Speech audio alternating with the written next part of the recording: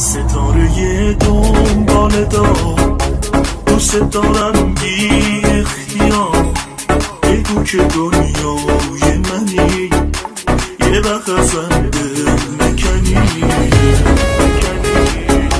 با صدای محمد بختیاری.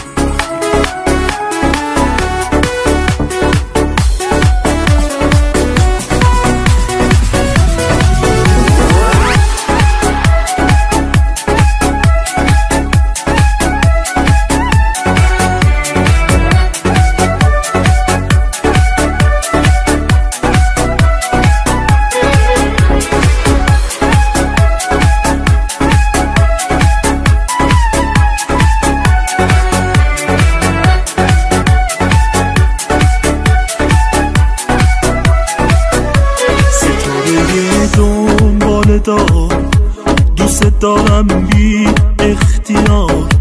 بگو که دنیای منی، یه وقت ازم دل نکنی. صدا بکن اسم منو، منی که بی چون و چرا. لبتر کنی مرده واسد، چه قسما خورده واسد.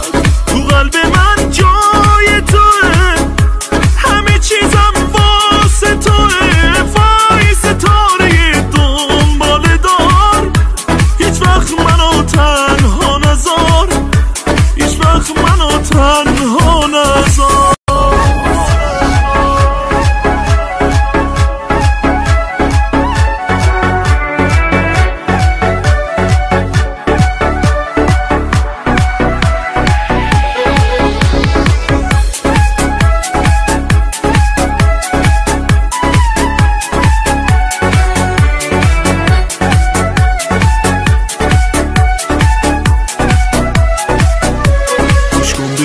چیزت میگم، از همه عالم بریدم.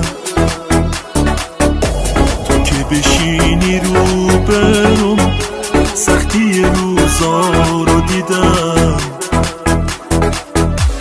عشقو برم باز میکنی، سمت من پرواز میکنی. جمله دوست دارم و اول تو آغاز میکنی. الهی قربونت برم، ببین بازم تنگ دلم. تموم هست و نیست من، به پای تو باشه گلم.